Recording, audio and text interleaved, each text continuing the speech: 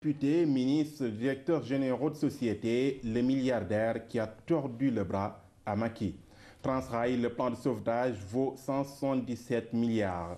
Décès de Jules-François Bocandé, la République rend un dernier hommage à Essamaï. Et puis Biennale de Dakar, le vol d'une œuvre installe le malaise. Que peut-on lire à la une de l'As quotidien? Extrait de sa cellule pour les besoins de l'expertise médicale, Cheikh Béthio Thioune a humé hier l'ère de la liberté.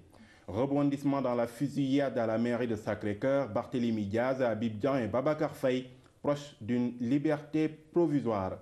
Et puis, privilège indu des ministres de Ouad, toujours flanqués de leur garde rapprochée. C'est à la une du quotidien LAS. Et on passe à Sud Quotidien, qui s'intéresse à la crise de l'électricité pour donner ce matin les axes du mal. Et puis, hommage du peuple sénégalais à Jules-François Bocandé, l'envol d'un immortel. Et Siwol. À la une de ce journal, alerte, le cimetière de Yoff est presque plein. C'est l'alerte donc qui fait la une de Siwol. Et puis Serigne Mamadou Boussoleye, ancien ministre de la Culture, qui déclare « Je souhaite que Macky Sall ait une majorité à l'Assemblée nationale ». Maître Augustin Senghor payait la dette à Bocandé, même à titre posthume. Et on termine avec Sunulamb Abdoulaye. Pour parler de lutte, Balla Gaye 2 n'a battu que des lutteurs en fin de carrière. C'est les déclarations de Messen. Et Lamb qui titre donc « Un me pousse Baboy, Tyson et Yekini vers la sortie ». Et puis Lato sur Aman Guigui, ils partent à chance égale. Toujours à la une de Sunulamb, ces propos de Double S, père et manager de Balla Gaye 2. Je savais que Yekini allait tomber. C'était tout donc pour la presse de ce matin. Vous allez passer en revue pour tout à l'heure. Pour tout à l'heure, oui. On va vous retrouver avec plaisir. Alors, c'était promis, non? Une cuillère d'aloe vera. Mia, vous ne voulez pas laisser Abdoulaye Sinkara goûter? Non, c'est pas bon. Au moins, lui, il dira le vrai goût, parce que vous n'avez pas... Non. Vous avez fait semblant de goûter, mais vous n'avez pas goûté. Non, j'ai essayé, mais ça n'a pas marché. Ramata vous a fait pas. Moi, je pensais que c'est Ramata qui devait jouer au cobaye.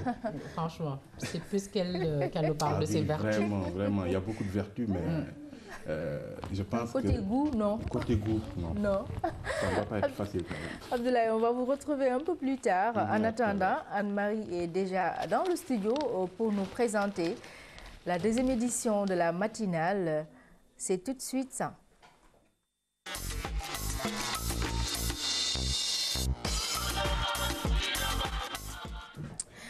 Un seul titre, les funérailles de Jules-François Bocandé. La dépouille mortelle arrive ce mercredi à Ziguinchor, sa ville natale, où il sera inhumé cet après-midi. Hier, l'hommage à la nation, de la nation lui a été rendu.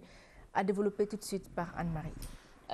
Merci, mesdames, messieurs. Merci donc de nous rejoindre. Et c'est parti pour quelques 10 minutes d'information pour parler de ce qui domine l'actualité ces derniers jours. Donc, les funérailles de Jules-François Bocandé, tout à l'heure, donc à 6h11 du matin, l'heure à laquelle une délégation restreinte, donc composée notamment d'un membre du ministère des Sports, a sorti la dépouille à la morgue de l'hôpital principal, comme vous le voyez donc sur ces images. Finalement, on n'aura pas perdu beaucoup de temps. On aura certes marché à pas feutré donc pour mettre la dépouille dans le corbillard, acte consacrant l'épilogue de 2 jours d'intense émotion, 2 jours d'hommage à Dakar. Au moment où je vous parle, donc la dépouille est certainement à la base militaire de Ouakam, d'où prendra part le vol pour Ziguinchor. La ville va à son tour rendre hommage à son fils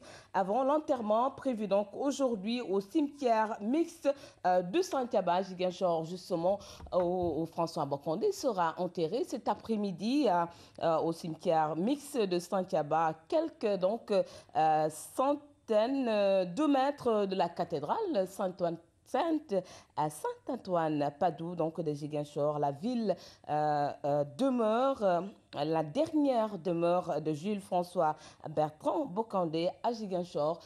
Nous allons donc retrouver d'un moment à l'autre Madi Diop, qui est donc sur place, qui va nous parler donc du cimetière mixte de Ziguinchor où sera enterré Jules François Bocandé donc cet après-midi, donc aux environs de 16h, un peu avant. Donc il y aura une messe à la cathédrale Saint-Antoine Padoue, donc où la ville de Ziguinchor va rendre hommage et va prier pour le repos de l'âme donc de Jules François Bocandé. Tout de suite, mesdames, messieurs,